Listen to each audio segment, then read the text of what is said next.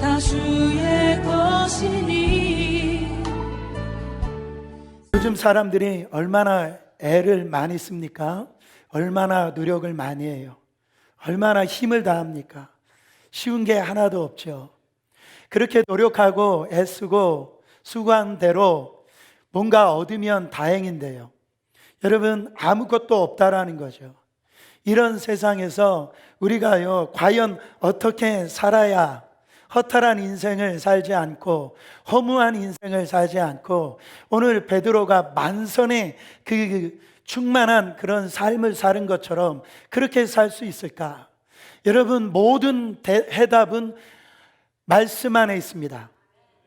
말씀 안에 답이 있는 거예요. 말씀이 들릴 때가 전성기입니다. 말씀이 들리는 것이 은혜입니다. 여러분, 말씀이 임하면 하나님의 역사가 일어난다라는 거예요. 이 말씀을 의지하고 순종할 때 이 말씀이 현실이 되어지면서 새로운 우리 인생의 전성기가 일어난다라는 겁니다. 사랑하는 여러분, 말씀이 나를 지배하면 여러분, 인생은 강력하게 되어진다라는 거예요. 본문에 보면 예수님께서 베드로를 부르시는 장면이 나옵니다. 베드로가 예수님을 찾아간 게 아니에요. 예수님이 찾아오신 거예요. 이것을 은혜라고 합니다. 우리가 예수님을 찾아간 것이 아니고 예수님이 우리에게 찾아오셨어요. 오늘 이 시간에 예수님이 여러분을 찾아오셨어요. 뭘 주시려고? 말씀을 주시려고 베드로를 찾아간 걸 볼 수가 있습니다. 사랑하는 여러분, 오늘 예수님이 찾아가시는데, 여러분 안에 찾아가시는데 왜 찾아가시느냐? 말씀을 여러분에게 주시려고 찾아가신 겁니다. 여러분, 이 평범한 어부였던 이 베드로가 하나님의 말씀이 임하니까 그가 예수님의 제자가 되는 걸 볼 수가 있어요. 예수님은요, 이 군중을 통하여서 하나님의 나라를 이루시는 것이 아니고 소수의 사람에게, 말씀이 임하는 그 소수의 사람에게 그들이 변화되어서 하나님의 나라를 이루시는 걸 볼 수가 있습니다. 1절 말씀 보세요. 1절 말씀에 보면 무리가 옹이하여 하나님의 말씀을 들을세 그랬어요. 원어적으로 보면 허다한 사람, 셀 수 없는 그런 사람이 하나님의 말씀을 들었다라고. 아니죠. 다 들은 게 아니죠. 표면적으로는 들은 것 같았지만, 무리가 들은 것 같지만은 그들은 기적을 바라보고 예수님 앞에 허다한 무리가 나온 걸 볼 수가 있습니다. 여러분, 무리는 다 배경인 거예요. 배경. 이 무리는요, 이 베드로가 예수님을 만나는 데 있어서 배경으로 쓰임받았다라는 거예요. 저는 여러분들의 인생이 하나님 앞에 배경으로 쓰임받는 인생이 아니라 하나님의 주목하시는 인생, 하나님의 정말 이렇게 바라보는 그런 인생이 되시기를 예수 그리스도의 이름으로 축원합니다. 여러분, 첫 번째로 말씀을 의지하면 말씀이 현실이 됩니다. 자, 한번 따라해 보세요. 말씀을 의지하면 말씀이 현실이 된다. 3절에 보면 예수님께서 한 배에 오르십니다. 여러분, 그 배는 시몬 베드로의 배였어요. 이 예수님의 의도성을 볼 수가 있습니다. 거기에는 수많은 배들이 있었어요. 유독 한 배를 지칭합니다. 시몬 베드로가 탔던 배였습니다. 4절에 보면 말씀을 마치고 시몬에게 이르십니다. 여기에 이 말씀은요, 그 군중에게 들었던 이 말씀과는 다른 아주 개인적이고 정말로 이 인생 앞에 아주 정확하게 비수를 꽂히는 그런 말씀, 또 가장 필요한 말씀, 그 말씀이었어요. 그 말씀이 뭐였습니까? 깊은 데로 가서 그물을 내려 고기를 잡으라, 이 말씀이었어요. 예수님께서는 지금 밤새 고기 한 마리를 잡지 못하고 그물을 지금 싣고 있는 베드로에게 이런 말씀을 하신 거예요. 5절에 보면 베드로가 이렇게 대답을 합니다. 시몬이 대답하여 이르되 선생님, 지금은 예수님을 만나기 전이니까 그런 거예요. 우리들이 밤이 새도록 수고하였으되 잡은 것이 없지만은 말씀에 의지하여 내가 그물을 내리이다.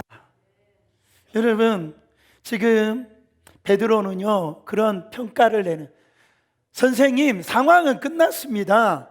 고기가 많이 잡히는 그 밤에 내가 수고하고 애를 썼지만은 고기를 잡지 못했습니다. 이제 그물을 싣고 지금 가려고 하는 것을 지금 보지 못합니까? 상황은 끝났습니다. 제가 고기 잡는 전문가로서 밤을 새우고 난 다음에 내린 결론입니다.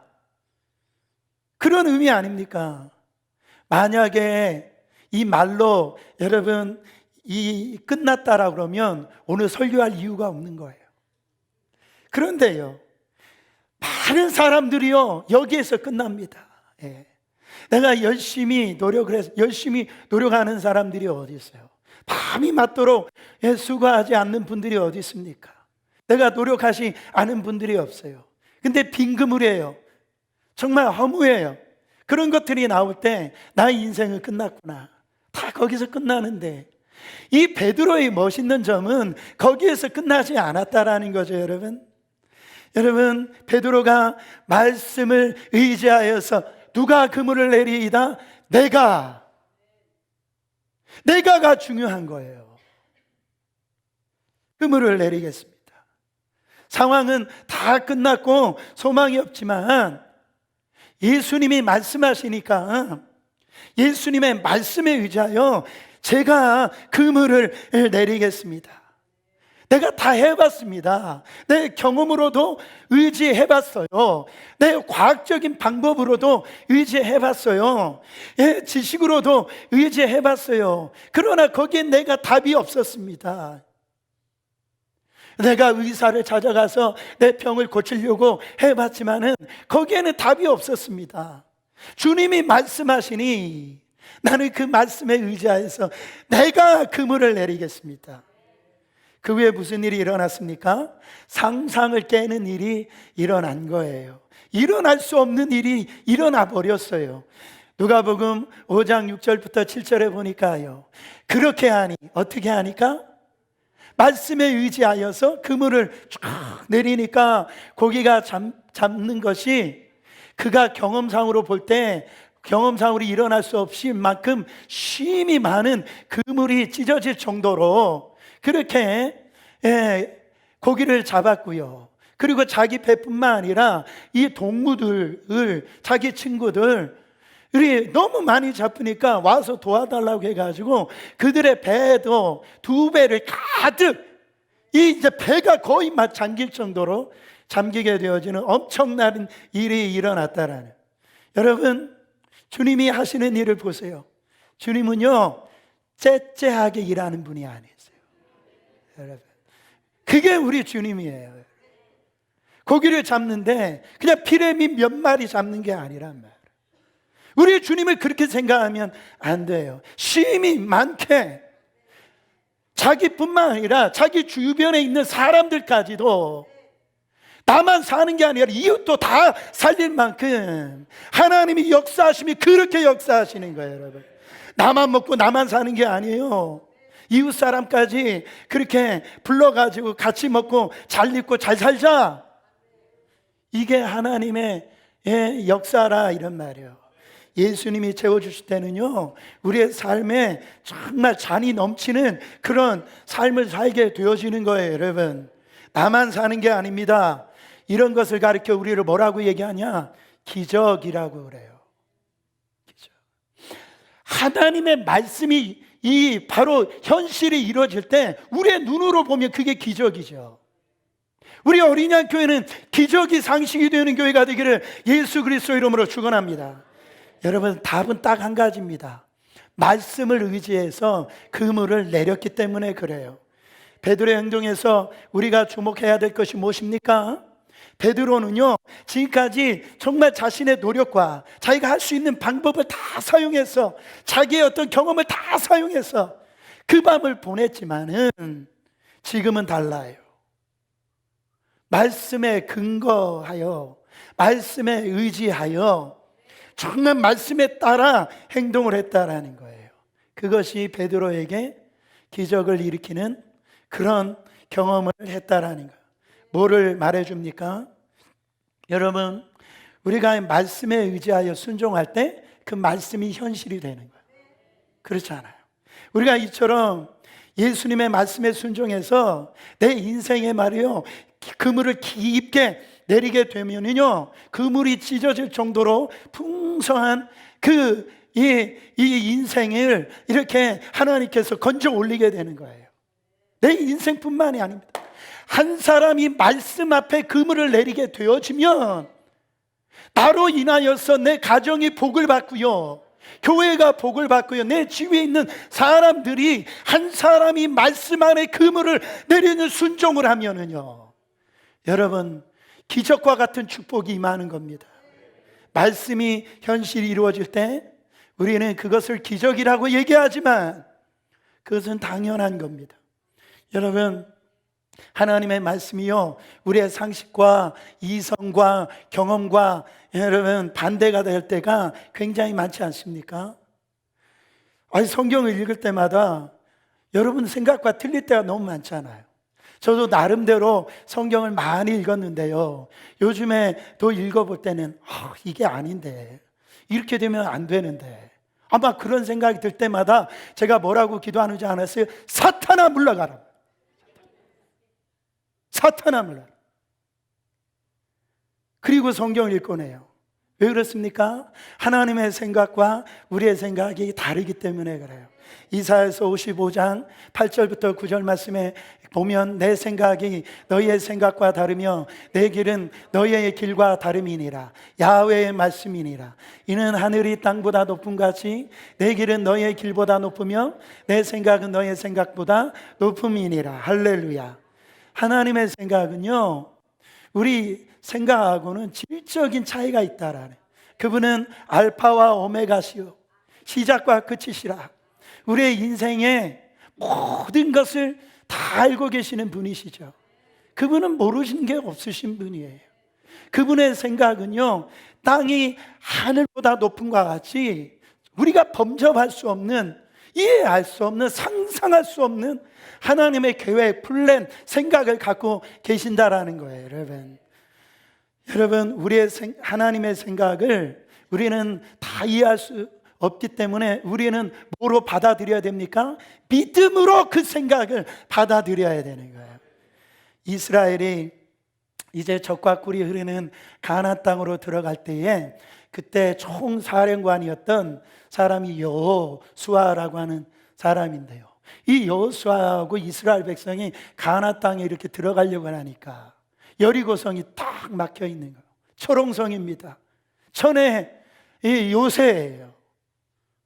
이거는 정말로 이 싸움에서는 우리가 이길 수 없는, 그런 이스라엘 백성들이 이길 수 없는 그 여리고성을 이렇게 마주치게 됩니다.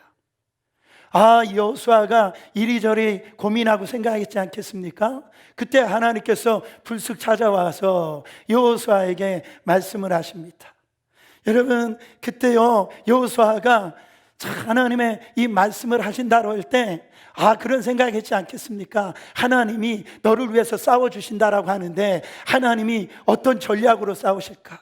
정면 공격을 하실까? 아니면 매복을 시켜가지고서 이 싸움을 하실까? 그런 생각을 했을 거 아니겠어요? 저만 그렇게 생각합니까? 그런 생각했을 거 아니겠어요? 근데 그때 하나님의 음성은 뭐라고 얘기합니까? 여호수아서 6장 3절부터 5절 말씀에 보면 너희 모든 군사들은 성을 둘러 성 주위를 매일 한 바퀴씩 돌되 엿새 동안 그래야 하라. 제사장 7은 양각 나팔을 잡고 언약 궤에서 행할 것이요, 제7일에는 성을 7번 돌면 제사장은 나팔을 불 것이며, 제사장들이 양각 나팔을 길게 울려 불어서 그 나팔 소리가 너에게 들릴 때 백성은 다 큰 소리 외쳐 부를 것이라. 그리하면 성벽이 무너져 내리리니 백성은 각기 앞으로 올라갈지래나 하시매. 이게 하나님의 해답이에요. 그때 우리가 이 말씀을 딱 읽으면서 여러분, 우리가 생각하는 게 뭡니까? 황당하다 이거죠. 인간이 생각할 때는 그 황당한 거예요. 그렇지 않아요? 아니 무슨 뭐 매일 한 바퀴씩 돌고 마지막 날 7번 돌고 뭐 이 제사장이 양강나팔을 불 때 그렇게 소리친다라 해서 무슨 성이 무너지겠냐 말이에요. 하나님의 생각과 우리의 생각은 같다 다르다라는 거예요. 여러분, 내가 여러분들이 여호수아라면 어떻게 했습니까? 하나님 이게 현실적으로 맞는 얘기입니까? 하나님 너무 몰라도 너무 모르시는군요. 그러실 거 아니겠어요? 그래가지고 내 생각으로 밀고 나갈 거 아니겠어요? 내가 했던 방법으로 밀고 나갈 거 아니겠습니까? 그럼에도 불구하고 여호수아와 이스라엘 백성들은 하나님의 말씀에 순종해서 그물을 내렸더니 현실이 이 여리고성이 무너지는 우리가 생각할 때 기적의 역사가 일어난 것을 믿으시길 바랍니다. 말씀은 신앙의 핵심인 거예요. 그러므로 말씀이 현실에서 경험이 되어져야 된다라는 거죠. 기독교는요, 삶의 무슨 규범을 가르치는 종교가 아니에요. 그런 것도 있지만 이 말씀을 하나의 어떤 윤리, 무슨 지혜, 뭔가 교훈으로만 알고 있다면 그것은 기독교의 신앙의 핵심을 놓치는 겁니다. 말씀이 하나의 어떤 도덕이고 뭐 윤리고 철학이고 사상이고 교훈이라고 한다면 우리의 생활에서 지혜를 주고 우리의 삶을 뭐 좀 더 행복하게 해주는 무슨 정신적인 그런 양식이라고 한다라고 한다면 그런 거와 같은 것은요 세상에 널려 있단 말이에요. 교회 오실 필요가 없어요. 그렇지 않아요. 그런 관점으로 성경을 들여다보면 안 된다라는 거예요. 이 말씀이 무슨 그냥 2000년 전에 저 이스라엘의 역사의 아주 재미난 이야기로만 그렇게 이 말씀을 오늘도 들으는 분은 여기가 없어요. 여러분, 이 말씀이 지금 내 현장에서 하나님이 생생하게 나에게 주시는 말씀으로 받아들이고 그물을 내릴 때 그 말씀이 우리 이 현장의 현실로 드러나게 된다라는 거예요. 여러분도 과학적으로 못 믿고 지식적으로 못 믿고 경험적으로 못 믿다 하더라도 말씀이 있으면 말씀을 따라 믿으시길 바랍니다. 주여, 저는 하늘이 다 무너진다 할지라도 이 땅이 꺼진다 할지라도 1.1획도 변함이 없는 말씀이 있으니까 말씀 따라 믿습니다. 제가 병자들에게, 몸이 아픈 분들에게 안수하기 전에 종종 하는 말이 있어요. 믿음의 기도는 병든 자를 구원하리니 저를 일으키시라. 주께서 저를 일으키시리라. 그거를 믿고선 이 말씀을 딱 전하고 그렇게 기도했더니 역사가 일어나는 거예요. 이거는 경험으로서 일어나는 게 아니에요. 어떤 과학적으로 일어나는 게 아닙니다. 그 말씀이 나의 믿음과 통과되어질 때에 여러분 병든 자가 일어나는 겁니다. 여러분, 이 눈에 아무 증거 아니 배워도 이 귀에 아무 소리 아니 들려도 여러분 손에 잡히는 것이 없어도 그것을 의지하지 말고 말씀을 의지하시길 바랍니다. 하나님의 말씀이 이렇게 말했다. 하나님의 말씀이 나에게 이렇게 말씀하셔서 나는 지금 정말 할 수 없지만은 이 말씀이 나에게 말씀하셨기 때문에 나는 말씀 따라 간다. 그게 믿음이에요. 믿음이라는 게 몸이 막 진동하고 막 떨리고 그래가지고 그런 것들이 믿음이 아닙니다. 뭔가 막 뜨거워가지고 팔짝팔짝 뭐 뛰어가지고선 생기는 그럴 수도 있어요. 그럴 수도 없는 건 아니지만 그런 게 믿음이 아니에요. 진동도 오지 않지만 뭔가 펄쩍펄쩍 뛰지 않고 뜨겁지 않아도 그 안에 말씀이 있으면 믿음인 거예요. 그게 마음속에 말씀을 받아들여서 그 말씀을 입으로 막 시인하잖아요.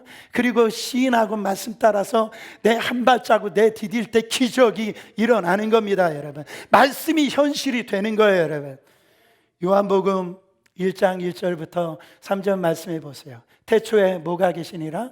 말씀이 계시니라. 이 말씀이 하나님과 함께 계셨으니 이 말씀은 곧 하나님이시니라. 그가 태초에 하나님과 함께 계셨고 만물이 그로 말미암아 지은 바 되었으니 지은 것이 하나도 그가 없이는 된 것이 없느니라. 그가 누굽니까? 말씀 대신 예수 그리스도예요. 우리가 예수 그리스도가 우리 가운데 오신다라는 것은 뭐냐면 항상 말씀으로 오시는 거예요. 말씀이 내 안에요 정말 잉태가 되어지는 거예요. 여러분, 하나님께서 이 천지 만물, 이 공간을 채워서 어떤 역사를 일으킬 때 말씀으로 다 이루셨다라는 거죠. 이게 말씀의 법칙인데요. 여러분, 우리가 가지고 있는 이 성경 말씀이 얼마나 귀합니까? 어떤 분들은 구역 예배 가는데 숟가락은 들고 가는데 말씀을 안 들고 가세요. 성경책은. 여러분, 요즘에 교회 다 파워포인트 하니까 이 성경책을 안 들고, 왜? 무거우니까. 말씀 다 정말 오른손에 다 끼고요, 다 이렇게 정말로, 물론 이게 뭐 우리 신앙 하는 데 있어서 뭐 작은 거 있을 수 있지만은 벌써 이 삶의 태도가 다르거든요. 여러분, 말씀을 귀하게 여기고, 여러분, 이 말씀이 하나님의 계시인 줄을 알고 이 말씀을 의지하고 밀고 나가면 반드시 그대로 되는 역사가 일어난다. 성경은요, 구경하라고 준 게 아닙니다. 책장에 가보면 성경이요, 개역 성경, 개역 한글, 뭐 이렇게 현대어 성경, 그거 구경하라고 주신 게 아니다는 말이에요. 소설로 주신 게 아니에요. 이게 뭐 이 말씀은 바로 내 믿음대로 될지어다. 내 믿음을 어디에다 두어야 되는 거예요. 여러분, 이 말씀에 믿음을 두어야지 여러분 말씀이 현실에서 일어나는 거예요. 여러분, 이 말씀을 믿음에 두고 나가면 주님께서 뭐라고 말씀하십니까? 내 믿음이 크도다. 내 믿음대로 될지어다. 네가 하나님을 믿으면 하나님의 영광을 보리라 하지 않았느냐? 그 말씀이 내 안에 정말 믿음으로 통과될 때 하나님의 영광이 열려버리는 거예요. 상상할 수 없는 일들이 일어나는 거예요. 여러분, 삶의 변화의 역사가 일어나는 겁니다. 두 번째로, 말씀은요, 우리에게 꿈과 비전을 갖게 합니다. 말씀이 임하면은요, 말씀이 심어지면 우리에게 꿈이 생기고요, 비전이 일어나는 거예요. 이 세상에 여러분들 소원 다 있으시죠? 소원 없는 분들은요, 죽으신 분만 소원이 없는 거예요. 여러분, 소원이 있으시잖아요. 성경에 보면 꿈이 없는 백성은 망한 인생이다. 그렇죠? 개인도 가정도, 여러분 사회도 국가도 꿈이 없으면은 망하게 되는 거예요. 그래서 꿈이 있는 사람은요, 그 꿈을 가슴에다가 그려놓고 이렇게 바라보게 되어지는 거예요. 이런 작동을 하는 게, 어떤 게 이런 꿈과 비전을 주는 작동을 하느냐? 말씀이 심겨질 때에 그런 일들이 일어나는 거예요. 여러분, 오늘 예수님이 바라본 거하고 베드로가 바라본 거는 달랐어요. 베드로가 밤새 수고하고 바라본 것은 빈 그물이었어요. 예수님이 오시기 전에는 빈 그물이었다고요. 허무였어요. 근데 예수님은 달랐어요. 그 물에 정말 가득 찰 것을, 고기가 가득 찰 것을 보셨어요. 그것만 바라본 게 아닙니다. 지금 정말 허무 가운데 빠진 저 베드로, 그리고 절망 속에 정말 낙심 가운데 있는 저 베드로, 수고했지만 빈 그물 가운데 있는 저 베드로가 이제는 사람 낚는 어부가 될 것을 주님은 바라보신 겁니다. 여러분, 주님의 역사가 우리 가운데 오면 우리의 존재가 다 바뀌어지는 거예요. 여러분, 하나님의 말씀을 읽으면요, 어떤 일들이 일어나느냐? 성령께서 우리에게 작동을 하십니다. 성령이 작동하시면 꿈과 비전과 환상이 열린단 말이에요. 사도행전 2장 17절 말씀 읽어보세요. 하나님이 가라사대 말세 내가 내 영으로 모든 육체에게 부어주리니 너희의 자녀들은 예언할 것이요 너희의 젊은이들은 환상을 보고 너희의 늙은이들은 꿈을 꾸리라. 말씀이 떨어지면은요, 우리 안에 가지지 못하는 환상과 꿈과 비전이 모든 제너레이션이 다 갖게 되는 거예요, 여러분.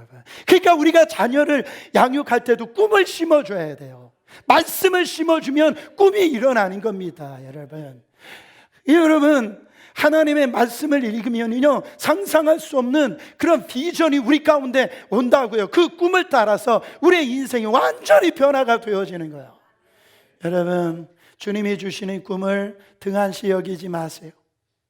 꿈을 바라보면 여러분들이 이 꿈을 이루어가는 것이 아니라 그 꿈이 여러분들을 만들어가요. 그 비전이 여러분들을 만들어가는 거예요. 오늘날 내가 마음속에 주신 그 품은 이 꿈이요 내일의 나를 만들어 간다라는 거예요. 근데 많은 사람들이요 마음속에 나는 안 된다, 나는 못한다, 나는 끝났다, 그런 거를 바라보니까 믿음대로 그런 대로 그렇게 되는 거예요. 여러분 왜 안 될 걸 바라봅니까? 왜 망할 거를 바라봅니까? 어떤 분을 이렇게 만나보면 목사님 이제 내 병은 끝났다는 거예요. 아직 끝난 게 아닙니다. 할렐루야. 여러분 목회를 해도 마찬가지입니다.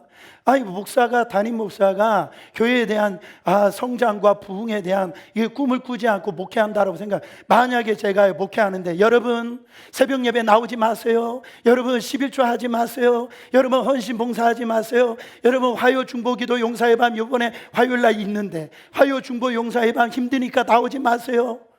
여러분 힘들게 신앙생활 하지 말고 그 주일날 그냥 한번 그냥 예의상 나오세요. 그거 어떻게 되는 거예요 그게?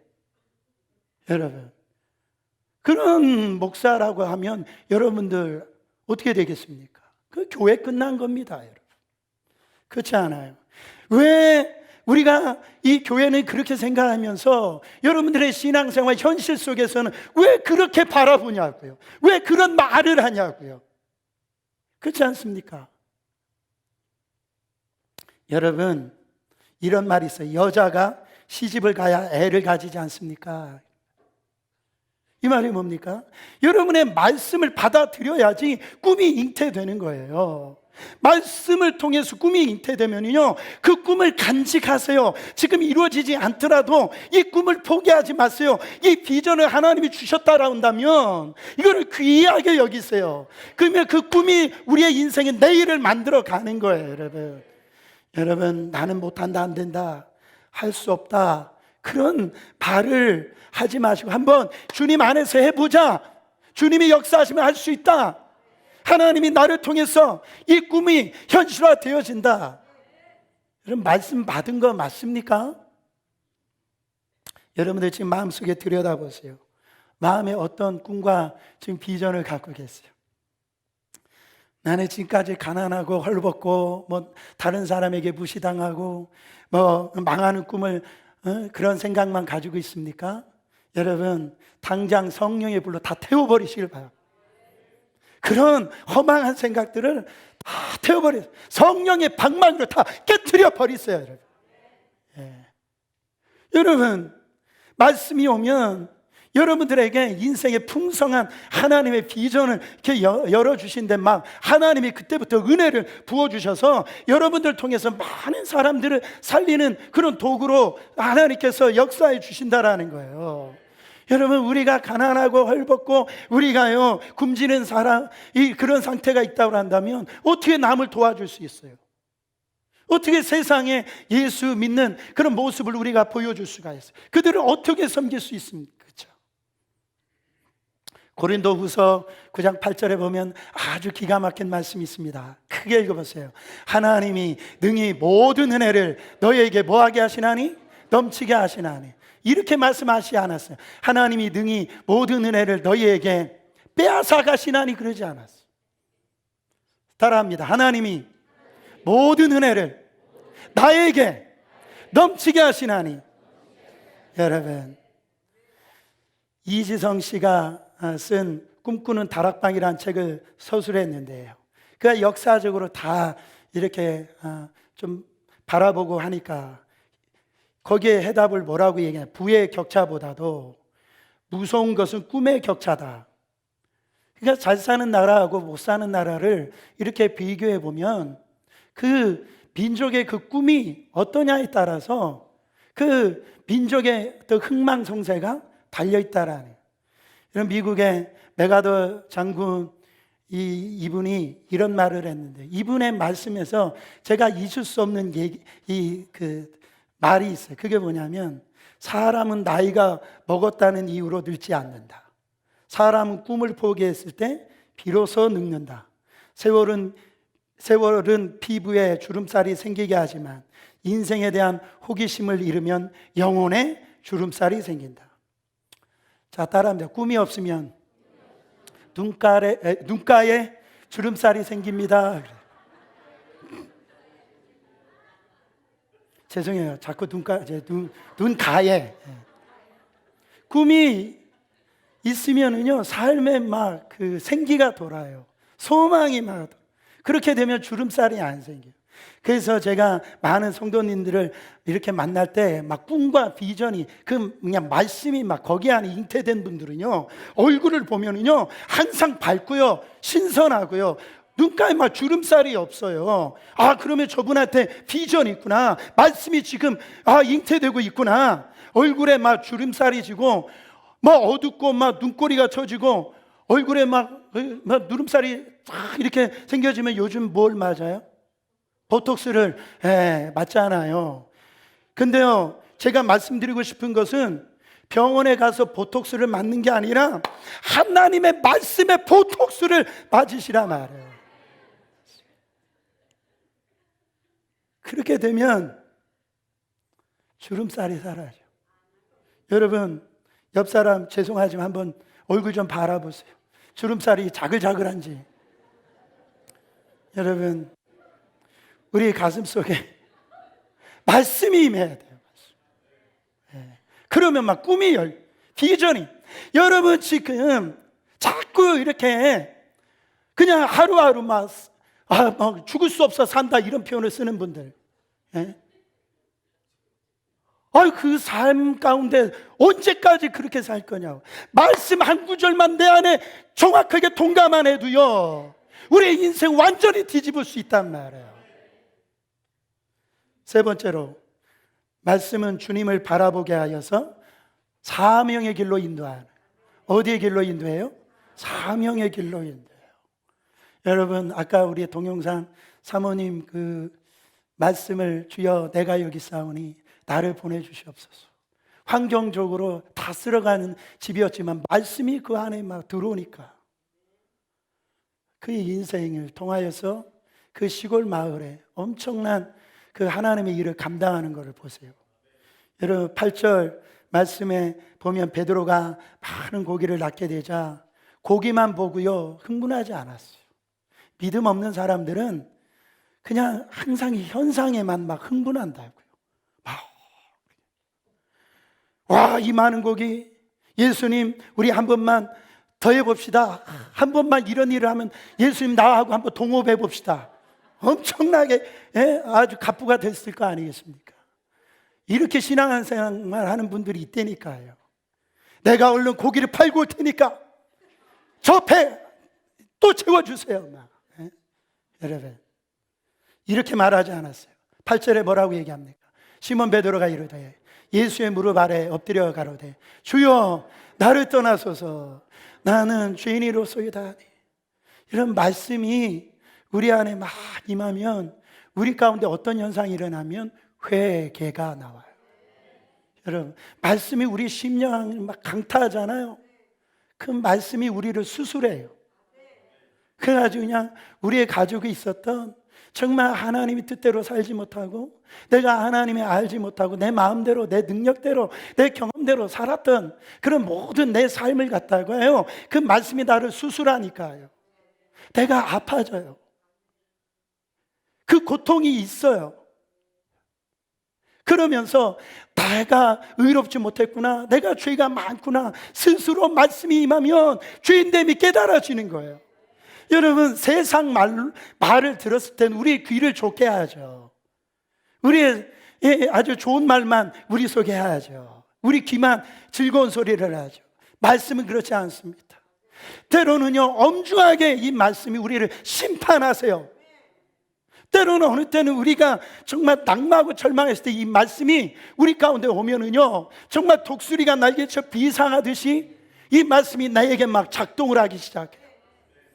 여러분, 지금 정말 이렇게 가득 찬 이 배에 고기가 가득 찬 모습을 보고, 또 자기 배뿐만 아니라 동무들에 있는 이 배가 잠길 정도로 그렇게 가득 차 있는 걸 보고, 아, 저분이 메시아구나, 하나님이시구나.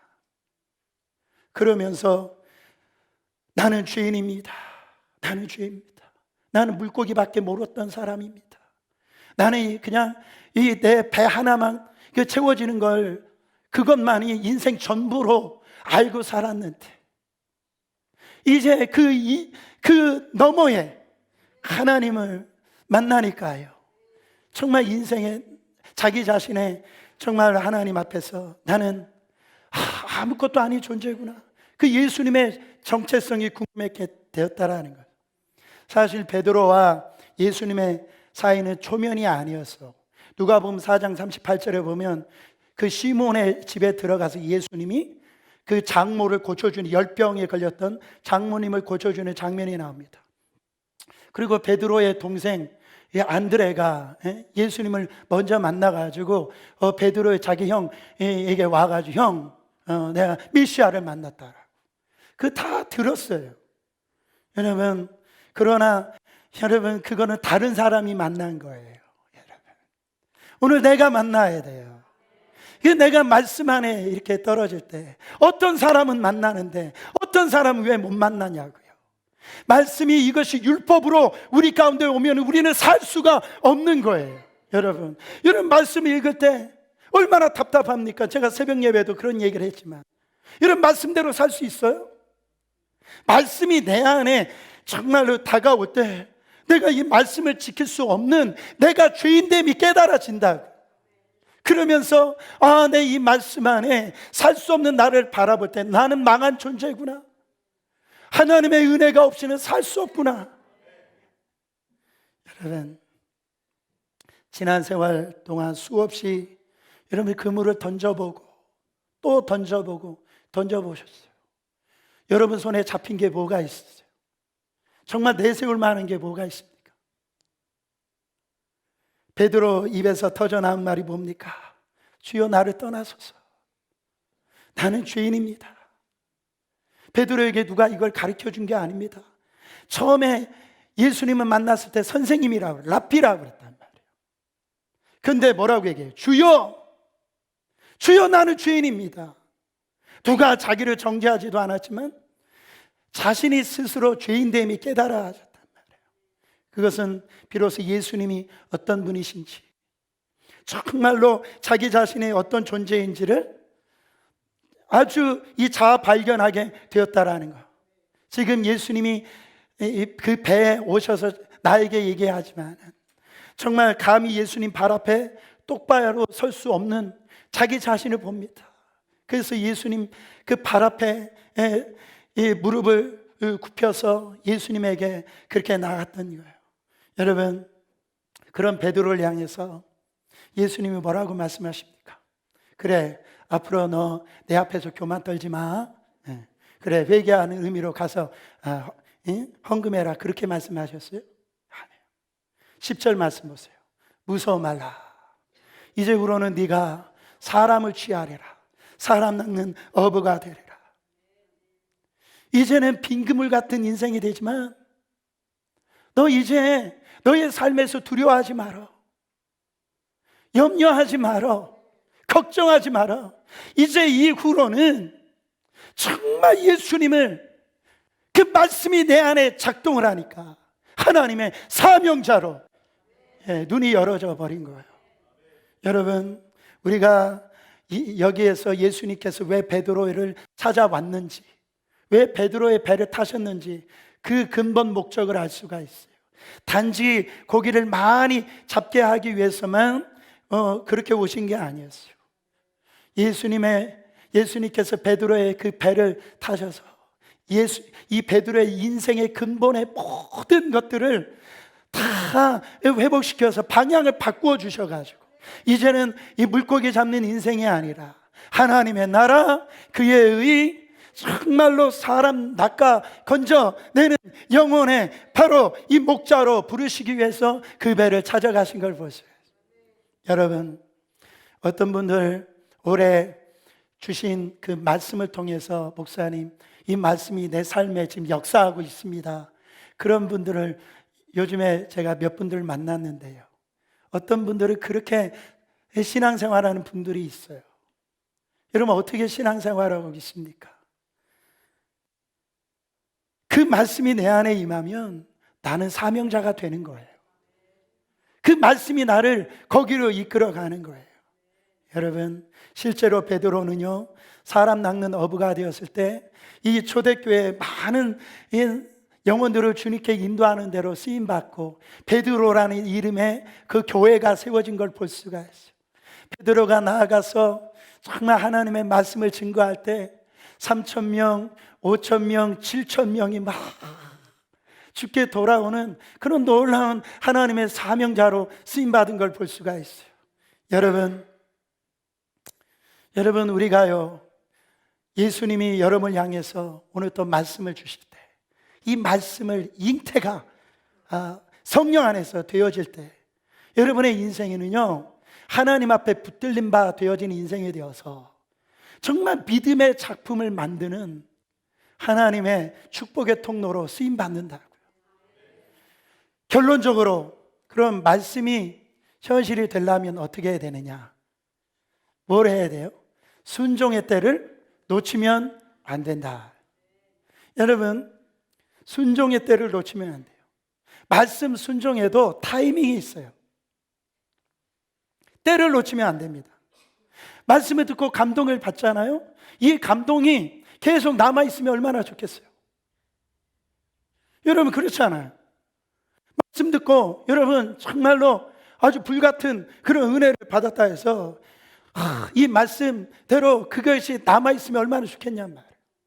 이 말씀을 받을 때 여러분, 언젠간 그렇게 나도 살 거야, 언젠가는 나도 이렇게 살고 싶어, 여러분, 그런 결단만으로는 의미가 없어요.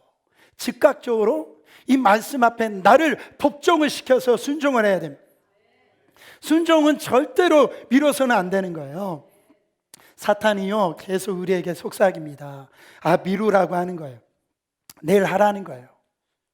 사탄은 우리 인간의 죄를 짓게 만들고 말미암아 지금까지 이 전략이요, 항상 성공했다 말이에요.